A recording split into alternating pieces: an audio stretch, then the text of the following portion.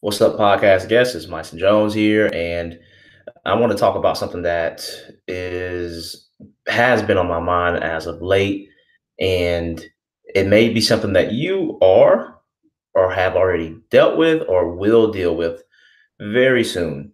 So I've been a full year into this basketball training space. Played college basketball, have decent knowledge of the game, and I saw this wave, I saw this trend, and of course, I wanted to jump into it. So the ultimate goal for jumping into this basketball training, yeah, everybody has benevolent goals. They're altruistic. They want to help kids get better. They want to just create change in a kid. And I understand that the bottom line is not just dollars. The bottom line is eternal. Is the bottom line is kids' confidence. Those things matter, and they don't always show up in dollar signs. But that's all fine and dandy. And I'm doing that. And I love doing that.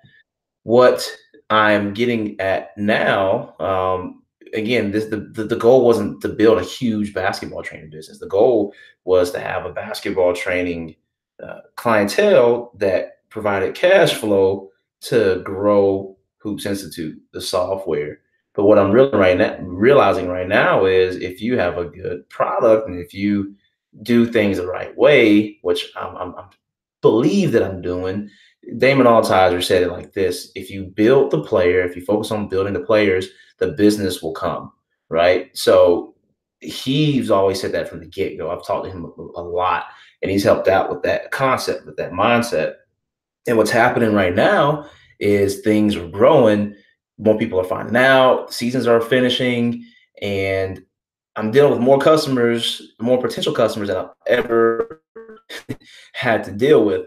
And I want to service everybody. I want to help everybody. Every kid that hits me up, I want to be able to put them in the best class with equal skill level, equal yoke skill level, equal effort, similar positions, similar needs. And I want them to have the best experience that they've ever had and give them the fairest price, give them the best location, just to be super convenient. Well, I know that's an ideal world, but that's what I want to do. I want to give more value than I take in payment ever. The challenge is it doesn't always work like that. Scheduling doesn't always permit. Parents don't get off of work at the right time, the time that they need to get off. Kids sometimes don't have the funds to train. The locations aren't convenient. The gym time hours aren't the hours that you need for specific sessions. You have different skill levels trying to train that are available at the same time. And you really can't train there. And you want to get help from other trainers, but some probably want to do their own thing. Some you probably can't trust as much. Some you don't have the correct schedule for them. I mean, there's so many factors that go into it, and the wall is the goal wasn't just to build a huge business, huge basketball training business, and move fast doing it. Once I thought, but now I see that, oh, this is real, and everything falls back on you if you're the operator, if you're the owner. And I want to make sure that thing the right way. I want to make sure that your parents have, and you can't do that by yourself. And one thing that I'm learning as well is, man, if you have low prices, then good luck, good luck serving a decent amount of people.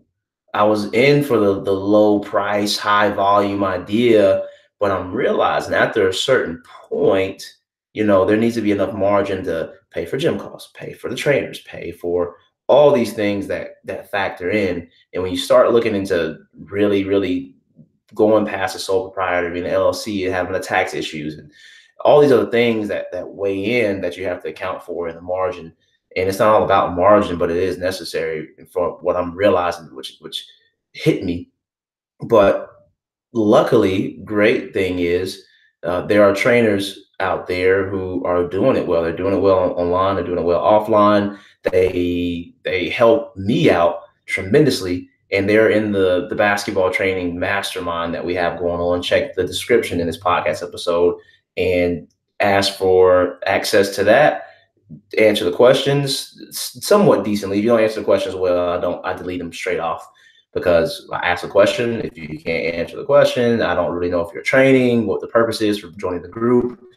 but it's a great group. It's a good group, and engagement is picking up in it as well. But these trainers in this group, in mastermind, they're really helpful. They have already built decent sized businesses and are doing this thing full time. They're in that group dishing out advice whenever they're available for whoever is willing to ask questions. And the plan moving forward now, since I'm at a point, and you'll get at this point too if you're things the right way, I'm at a point that I cannot service more people. I can't do any more privates. I can't do any more group sessions.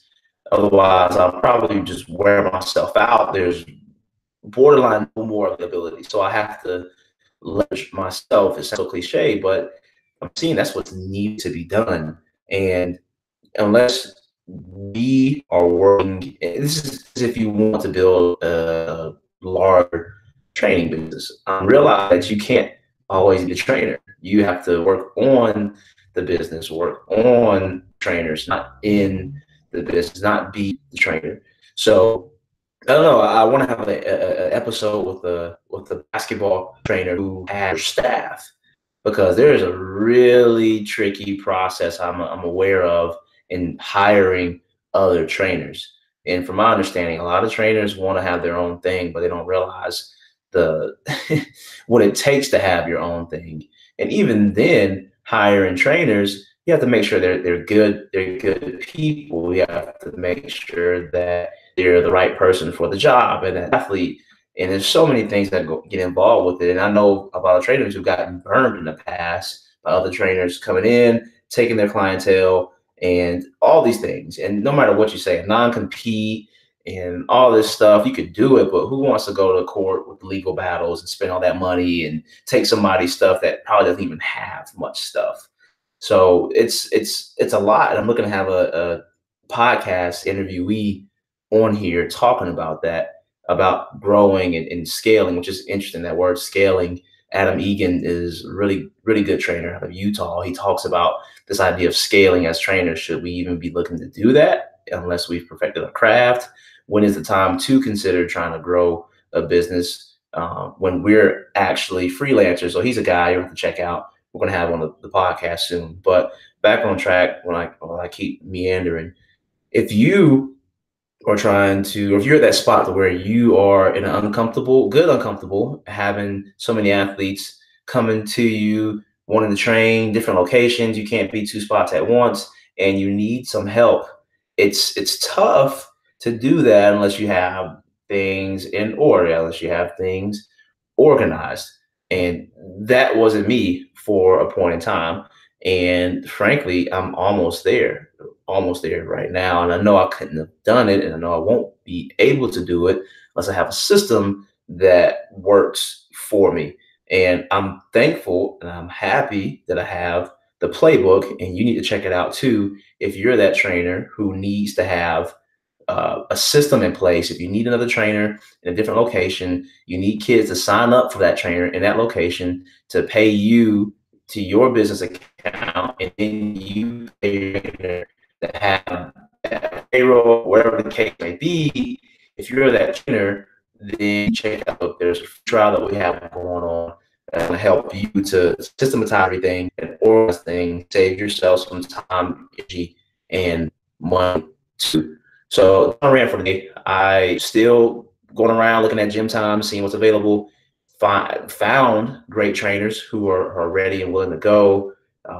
Now the idea is selling to parents these other trainers they probably have never heard of. They've heard of me, but they haven't heard of these other trainers. So that's the other fun challenge that I'm involved in now. So we will see how that goes. But thank you all, whoever is listening to this. The podcast is free. Please leave a review. Let me know what you want to hear. If you like this podcast episode, share it with another trainer, share it with a friend, and I will catch you all on the next one. Make sure you go join that mastermind that we have on Facebook. It's in the description here below this episode. Thanks, guys. Talk soon.